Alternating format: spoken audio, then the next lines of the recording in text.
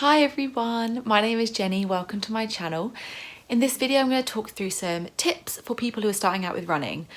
It's January 2021, people are starting running because maybe it's a New Year's resolution, maybe it's the pandemic, your gym's closed, you just want to get out there, you're allowed to exercise once a day at the moment, and running is a great way to get out there, see your local area, get some steps in and feel wonderful afterwards. But starting running can be super daunting, and hopefully in this video I'll give you some tips to ease you into running, and hopefully it can be something that isn't just a habit for the lockdown or something you do in January, it's something that you can incorporate into your daily life. So come join me, grab a cup of tea, let's talk about running, and hopefully by the end of this you'll fancy putting your trainers on and going out for a run. Okay, so got some notes. First I'm going to talk you through some tips for running. So if you're going into 2021, you're a gym person, but your gyms are closed, you're not really an active person, but you want to give running a go, welcome! I am so happy that you're trying to run, and anybody can be a runner. And if you just go that tiny bit faster than a walk, one foot in front of the other for 2 steps, you are a runner. And as I said earlier, I think the running community is seen as tall, skinny men in lycra, tall, skinny women in lycra, running very fast around a track in the Olympics. Whereas realistically, most of the people that I know run aren't like that. They're like me, they're like my mum, my dad, my granddad, not my granddad doesn't run, but running, if you look out your window and 10 people pass by that are running, they don't look like athletes and they don't look like runners, but they are all runners.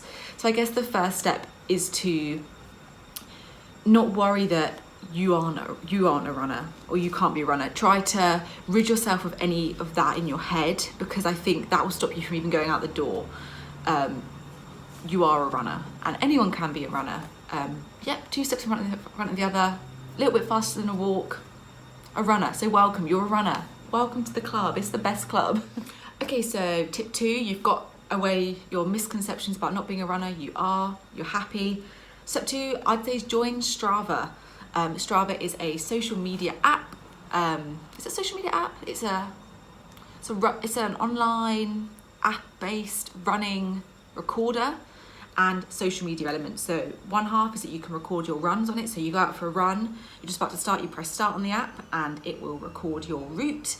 So if you have GPS and 3G, it will show you where you've been, which is really nice keepsake to have a look at where you've run. It will tell you how long you've run for, the speed of your run, and give you some other interesting things, your heart rate, the elevation. So it gives you some data and some information, and for some people this is super motivating. You might have set yourself a target in this month to run a certain distance, or I want to try and run 10 minutes every day for your first month of running. So this is just a really nice way to record it, and you can look back at all your past runs, and I personally find it very, what's the word,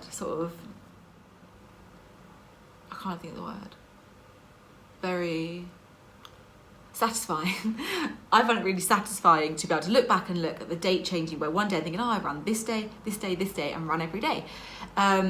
So that one thing that's good about Strava, it's really motivating, because you can see a visual record of that you've run, and that for me makes you want to continue that visual record.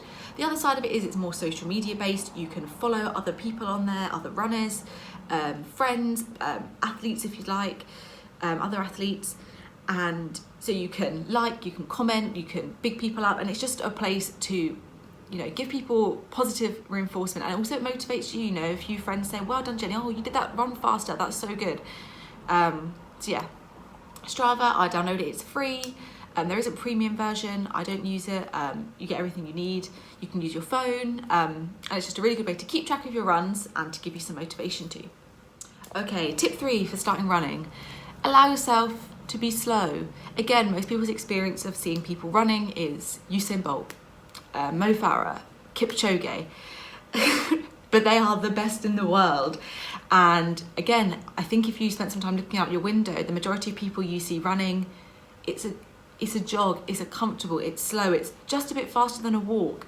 And I think lots of runners where you go wrong, and I went wrong with this as well, is you go out too fast because you want to feel as if you're really running and go for it, but actually you burn out really fast. You sort of run as fast as you can for a minute, then you can only walk, and you feel really disheartened, just think, oh my God, I can't run, oh, I'm so slow, oh, I can't do it, and you give up.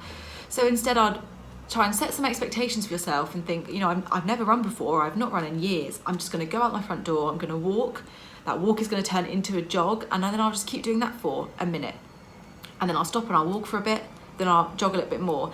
And I think you'll feel more happy when you get home doing that sort of thing, rather than going out as fast as you can and then just having to turn around and walk all the way home, or feeling really out of puff and thinking, oh my goodness, I can't do it. I think slowly building up is going to be better for your fitness in general. You're not going to wake up so achy the next day, and I think you'll be able to see an improvement quicker. And I wrote down, don't run before you can walk. So if you are someone that's able-bodied and you are able to walk, think, if you don't run before you can walk, it does make sense in the situation, so you go just a little bit faster than a walk. And then using Strava, like I said in my last tip, you'll be able to see between this session, this run you've done, and a run a week ago, oh, I'm a bit faster now, oh, I run for a little bit longer. So that's really motivating. So yes, don't go out and expect to be Usain Bolt straight away. I mean, you might be. And okay, tip 4, this is very where you live dependent, context dependent, pandemic dependent, but it is running with somebody. So at the moment, as I said, we're in January 2021, we're in the coronavirus lockdown, and you are allowed, it's the 3rd lockdown, you are allowed to exercise outside with one other person, as long as, you're not really allowed to leave your local area to run. So it has to be someone, that you could walk to, run to. And if you have somebody close by that runs, that's a friend, I'd say running with somebody is one of the best ways to get into running. It doesn't matter if they're starting out too. I just find being out with somebody, having a bit of a chat whilst you're going, the time just flies. If you think running once around your park, it might seem like forever. But if you're with someone and you're having a little chat, you're looking at things, you're commenting on things, time just goes, and you're running without thinking about it. I think sometimes you're running by yourself, if you're not listening to anything, you're very aware of your breath, you're very aware, oh my goodness, I feel so slow, or what do I look like, what am I wearing? But if you're with somebody else, I think you lose some of your inhibitions. And running is also an incredible time, I found personally, for talking about feelings, talking about your mental health, I think because you're a bit out of breath and your brain is focusing on one foot in front of the other, you don't have time to add all the niceties that you normally would when people ask you how you are. I think you just have to get out how you feel, because your brain can't process everything else. So I find it's a really good time to have a good chat with friends, and sort of let things out. So if you can, and if it's allowed where you live, I'd recommend going for a run with somebody, set expectations with each other. So I've just started, let's just go at this pace, or let's just run for 10 minutes together, then walk. So if you can find someone to run with, brilliant. And if not, local Facebook pages, local running groups, just be confident to reach out and say, hey, look, I'm a new runner. Anybody out there want to go for a run with me? And people who are runners love getting new people to run. So have a look on Facebook, look at local running groups online. I'm part of Good Gym, which is in most London boroughs and cities. They have groups online, Strava groups, Facebook groups. Join them and just be proactive to find somebody, because you'll be really glad that you did. If you don't want to run with people, or you don't quite fancy it just yet, lots of people run listening to music, podcasts, audiobooks, the radio.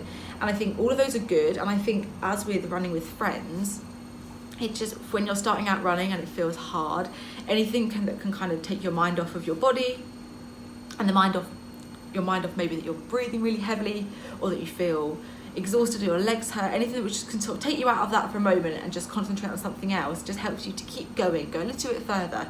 And it's what's right for you. Sometimes I run and I'll listen to some very intense drum and bass, just get me round. Sometimes I'll have an audiobook on the go, podcast, and I think it's just worth, switching it up, finding out what works for you. I think maybe running sometimes can make you go faster because of the beat, and you get into it, and then you have to slow down. So something like a podcast, the radio, an audiobook, where actually the pace is slower, you can sort of get into what they're saying and just sort of zone out of running, but also it's not encouraging you to go too fast. I say that's a really good way. Even if it's a 10-minute podcast, it's actually a really good way to be productive whilst you're running. You want to learn something new. you want to be more in touch with the news, you want to find out more about a particular subject, if you can do that whilst you're running, you'll get back and feel like doubly like, yes, I've achieved a run and I've learned this thing. But also I think it just helps you keep going, gives you something to focus on whilst you're out running. There we go. They're my 5 tips for people that are new to running. I really hope they've helped. I don't think they're groundbreaking or revolutionary, but if you're in a rut and you're looking outside and thinking, oh, I can't be bothered to go for my run today, especially if you're doing run every day, because some days you can't be bothered. I mean, I'm looking out now, my plant pots are frozen over, it's cold, it's like -2 degrees. But if you can just skip to one of those tips and go, actually, I'm going to join Strava, and you see someone else run and you think, go on, I'll get out there. Skip to tip 5 and think, oh, you know what, there's a book I want to listen to. I'm going to listen to that book and I'm going to get out for a run. I hope I can help in some way.